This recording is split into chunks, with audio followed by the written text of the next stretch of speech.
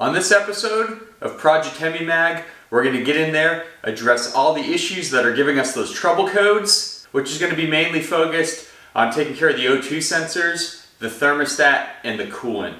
So let's get those things out of there.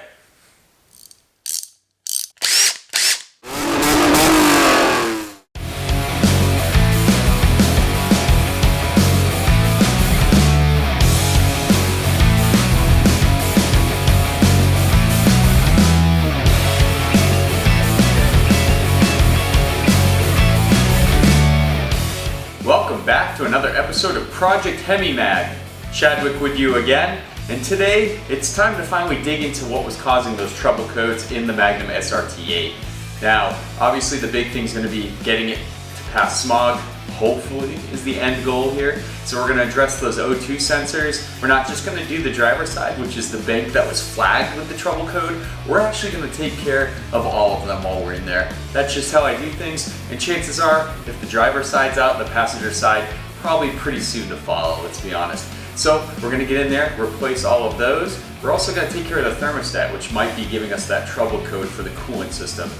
Probably going to do coolant while we're in there. Just a little spoiler alert. We'll find something out when we replace that thermostat. Let's get in the garage and get to work. Alright, so the first thing we're going to take care of on the Magnum SRT8 is the code P0420, which is a catalyst efficiency issue on bank 1, which on these vehicles is the driver's side. Instead of just jumping in there and trying to replace the catalytic converters, it's a good idea to check your O2 sensors first, as they can trigger this code. So we've got the car jacked up. Let's crawl underneath and let me show you where the O2 sensors are. Now this vehicle has 2 O2 sensors per bank, so that means 4 total. 2 on the driver's side, 2 on the passenger side. What you're looking at here is the driver's side. I've already disconnected them, but they're pretty easy to access. The post-catalytic converter one is right here. Simply unclips from up there. Very easy. And then the pre-catalyst one, can you see it up there? Yeah, you can, right back there. And that's the pre-catalyst one, so good zoom in there. But here's what we're working with. So we're in this space, we can access these pretty decently. Not super easy to get to the front one, but it should be doable.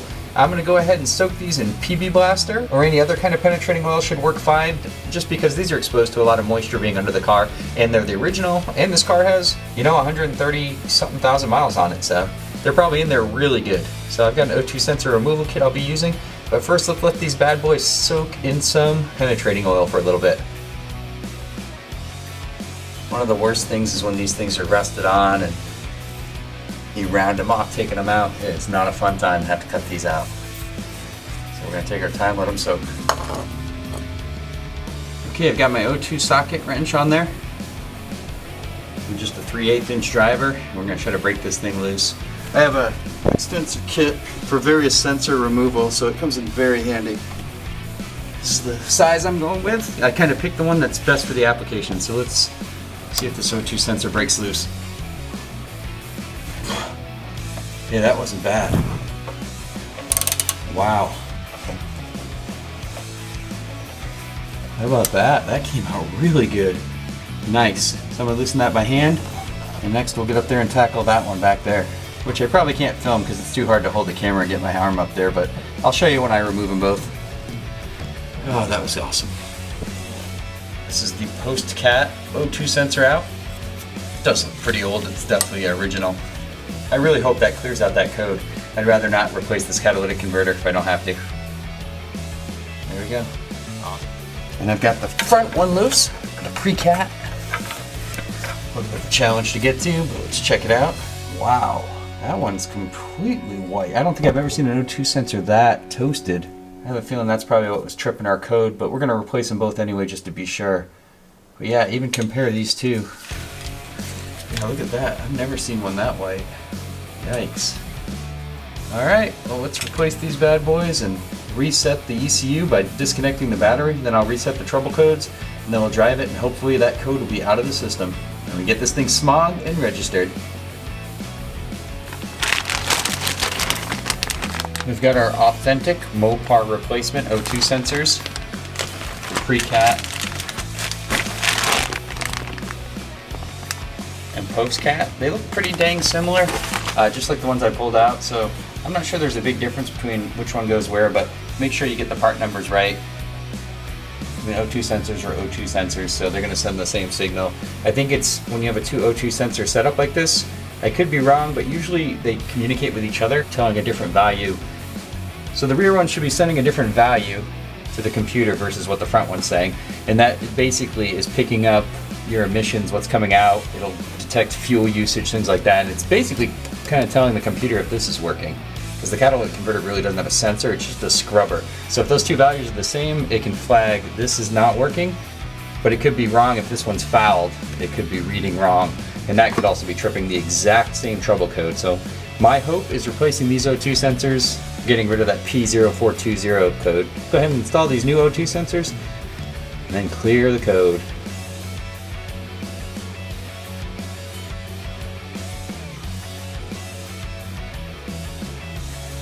Got the new O2 sensors installed. Just hand tighten now. We'll take a wrench to them in a second here. But you can see both are installed. Fit excellently. Came with anti-seize on the threads already, so that's awesome. Saves one step there. So I'm going to tighten these up, connect them, and we should be in business. Surprisingly, this is going well. I shouldn't have said that. No, I think it's going to go well, guys. This is not that old of a car, even though the mileage is up there with 130 plus. It still is in really good condition. So let's go ahead, tighten these down, connect them, and we should be good to go.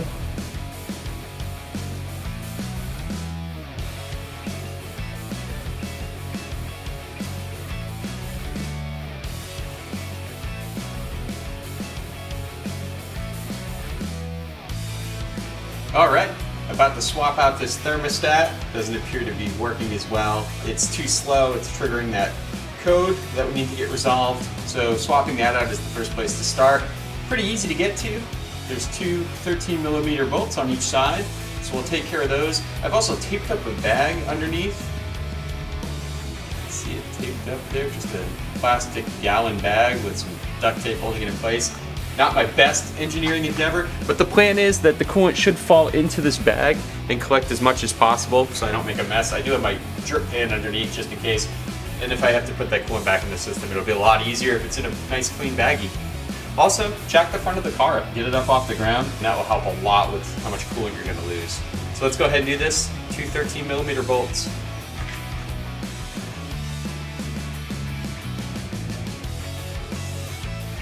So that coolant leaking out now is from the hose. The gasket pretty much holds the coolant on the engine side. Ensure you have the new gasket ready to go on your new thermostat. If your thermostat didn't come with a gasket, you're going to have to reuse it. So make sure your old one's in good working order. Should be able to pull it off nice and easy. Get this hose out of the way just a little bit here.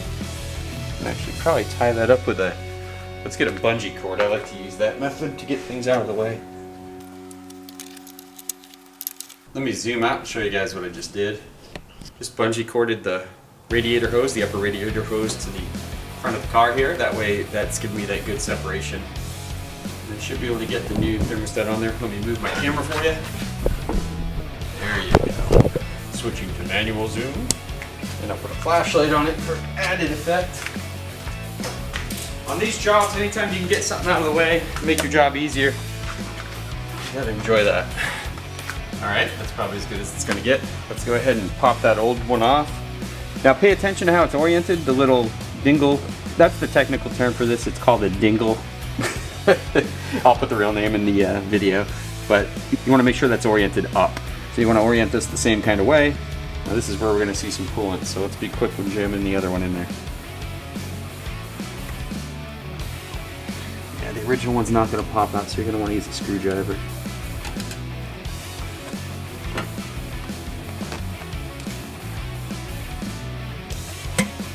There we go. Certainly the original. Wow, that gasket is just baked on there. Here's the thing.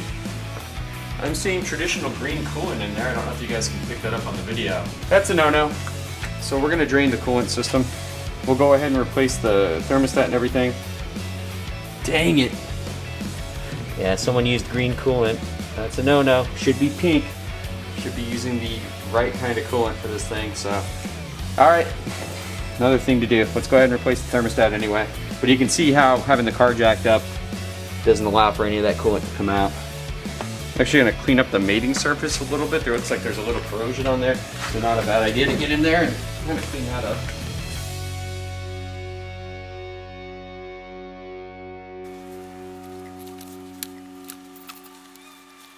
Make sure your new thermostat's pressed really tightly in there. Check to make sure there isn't any like pinching or unevenness in the lip. You want to make sure it's in there nice and straight, nice and flat. You don't want coolant to be pushing around this thing. And that looks pretty dang good. Perfect. All right, now we just go ahead and install our hose back on. Time to release the bungee cord here.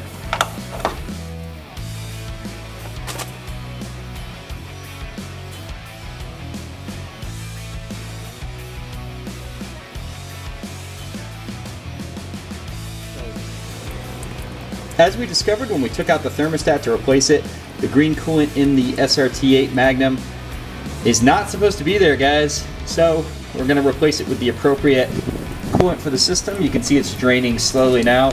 There's a bit of an issue with this petcock. It can be a pain in the butt. Sometimes it seizes a little bit. Sometimes you have to mess around with it because it actually has to pull out a little bit as it's twisting. You know, if the coolant system hasn't been drained in a while, it can be a bit of an endeavor to say the least. So go ahead, keep playing with that. Don't be too forceful. It is plastic.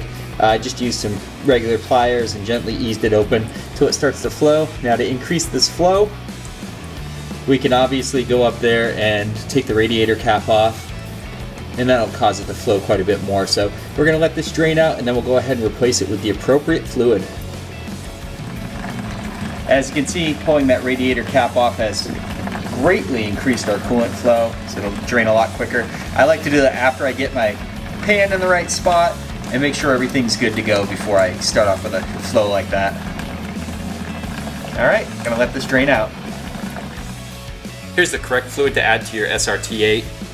You're looking for this G05 designation, and that's what you want to use. You don't want to use the standard green 50-50 mix. Go ahead and grab this, and let's go ahead and fill this up.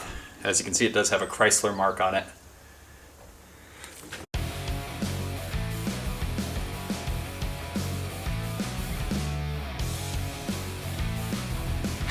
After filling up to the cold fill max line here on your coolant reservoir tank, we're going to go ahead and drop the car down back to ground level.